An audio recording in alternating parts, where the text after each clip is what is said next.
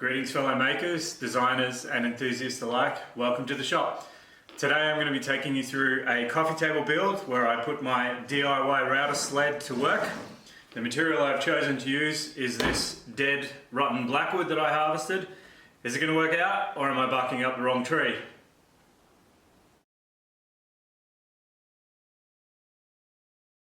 So as I said in the intro, sorry about the dad joke, I'm using Blackwood, and this was generously given to me by a friend who had some dead Blackwood trees on their property that needed removing. I'm told that Blackwood tends to live for around 10 years, so they don't get very big unfortunately, but it's a great wood to work with. And this particular tree had been dead for a while, and the rot had started to set in, however it hadn't fully taken hold, thankfully. Using paper, I made templates to establish the tabletop design, which is intended to piece together various sections in a broken tile pattern. I wanted the grain to run in different directions to really emphasize the whole scrap wood tile effect that I was going for.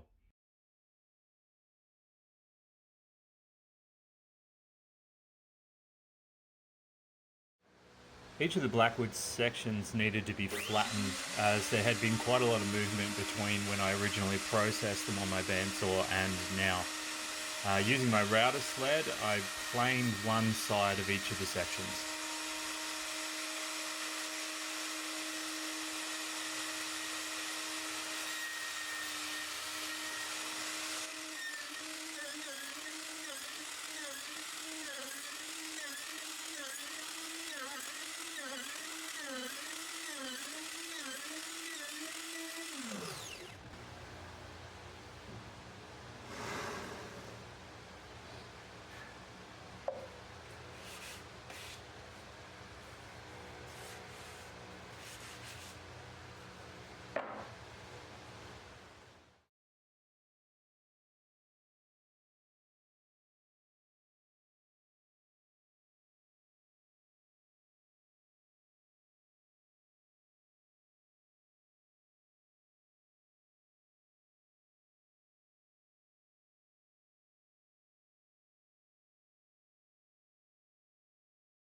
Okay, so on to building the mold. I started by laying down some cork to attach the MDF frame that I had built to the baseboard there, and then added some more cork around the edges just to get a really good watertight seal, and I obviously needed to spend a bit of time just cleaning things up.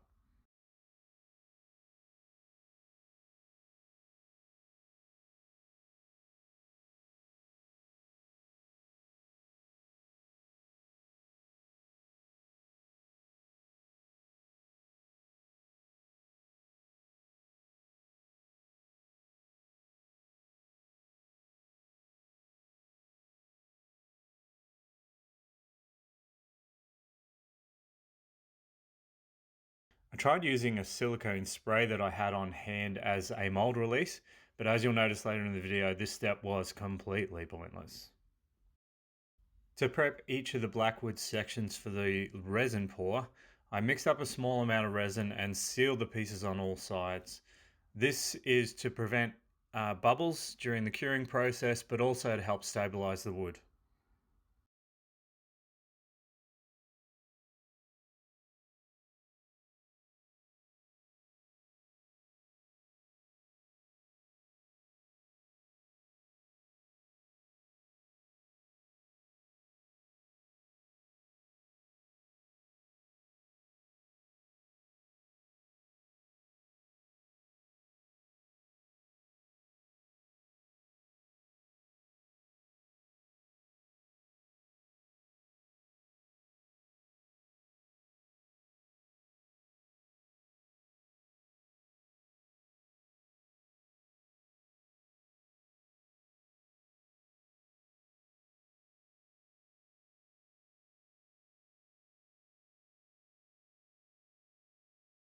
As an extra precaution against leaks, I placed a thin sheet of plastic underneath the entire mold.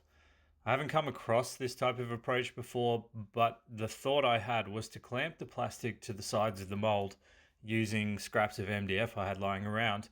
That way, if there was any leaks, it would be contained. I guess it's almost like putting the entire mold in a plastic bag.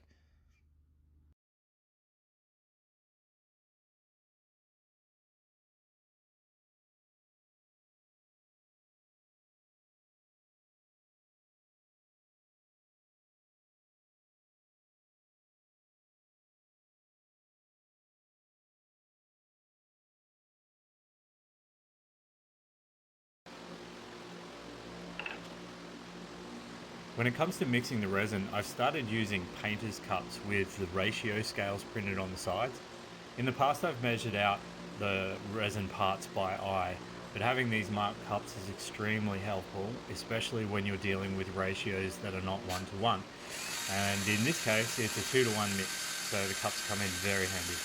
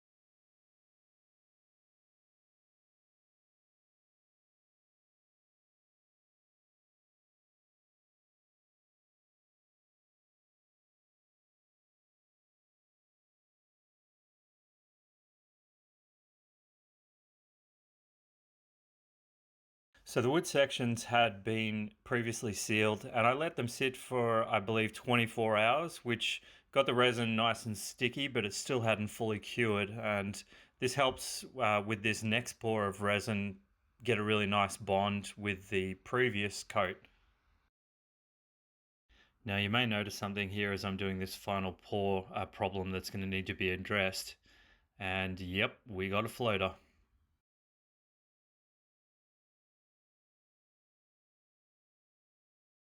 I had hoped that the original seal, epoxy seal coat, would keep everything in place and prevent any floating, but unfortunately the ones in the middle started lifting up and floating in the resin, so I needed to bring in some weights and weigh them down. And I figured I may as well just weigh everything down just to make sure that I don't get any floating. It would be kind of disastrous if one of the pieces were to float, because the underside is going to become the top side of the table, and so you wouldn't be able to see it at all. It would just be completely covered in resin. I let the epoxy resin cure for about 7 days before demolding and getting it ready for the next stage. Now, I can't actually tell you if my added leak protection saved my floor from getting resin all over it, because I didn't have any leaks, thankfully. Now, you're about to see something silly. I had to remove these little pieces of dowel that I use as weight support, so I thought I'd just give them a little tap with a big hammer. It was at this moment that he knew. Whoops. Now, at the time, I thought that would work, but when I look at it now, I can see that was absolutely not going to work, and it was just going to rip a big chunk of resin and wood out. I'm a big fan of learning by doing, but that also means that learning usually coincides with making mistakes. Thankfully, this isn't a catastrophic mistake. I haven't completely ruined it, and we can just repair it and move on. So here's the evidence that silicone spray doesn't necessarily work as a mold release. Thankfully, I'm only using 1.5 mil laminated MDF as a baseboard, so it's not going to be that big a deal.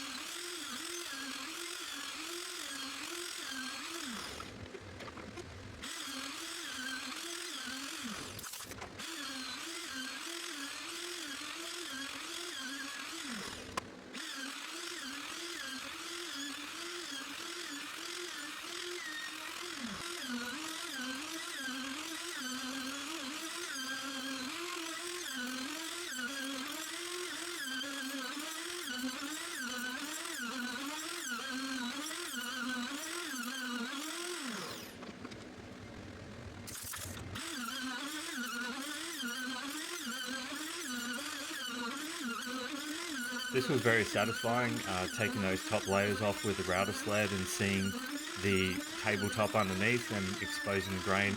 It was a very satisfying and enjoyable part of the build.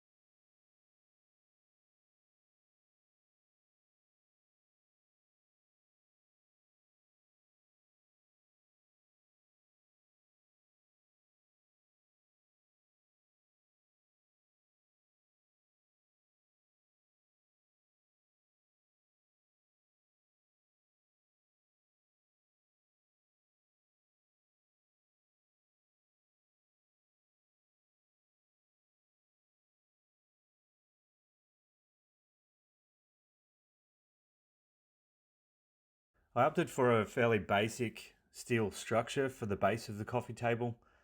I don't have a lot of welding experience to date, and so I would kind of rate my skill there as pretty average.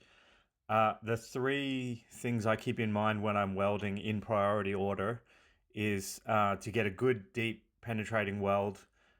Secondly, I'm really focused on trying to manage weld pull so that things don't go all out of whack while I'm welding it. And thirdly, getting a nice clean weld, which isn't necessarily a big deal at this stage. I guess as my skills develop, I'll be able to do cleaner welds. At this stage, it just results in a bit of extra cleaning and kind of neatening up those messy welds. But I was pretty happy with how I managed the weld pool here.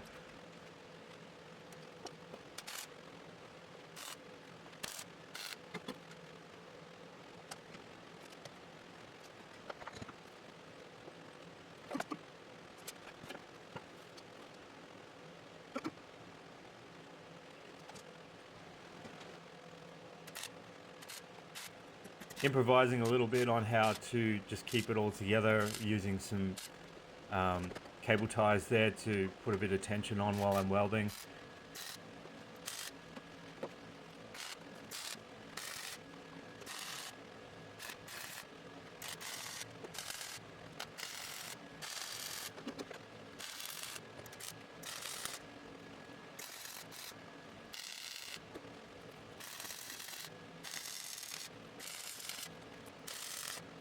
I've made the base slightly undersized for the tabletop. My intention is to just trim route the tabletop so that it matches the base and get it reasonably flush.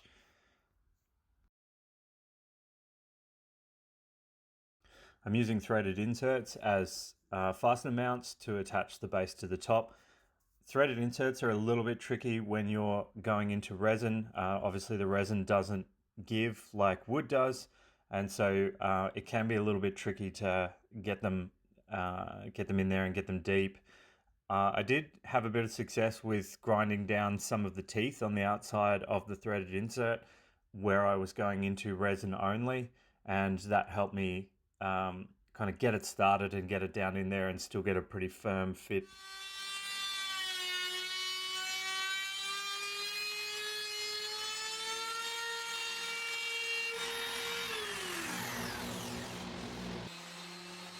Just wanted to jump in and again thank those who support and encourage the creative community here on YouTube, and I'm very honored to be a part of that, and I'm very encouraged by the kindness I've received. So thank you again for the support, the likes and subscribes, which help drive this creative process further. I feel very encouraged, and I look forward to sharing more of this journey with you. Just going over with a bit of CA glue to fill some of these tiny holes, these little bug holes and things in the top. I'm not overly concerned about there being a few holes, but I thought for the majority of them I'd get them filled.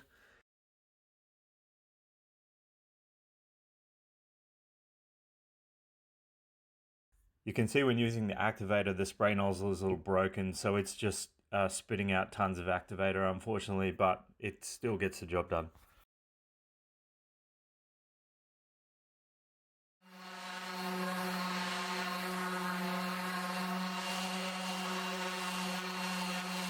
The final sanding process involves taking it down to 400 grit with the orbital sander and then finishing 600 grit by hand.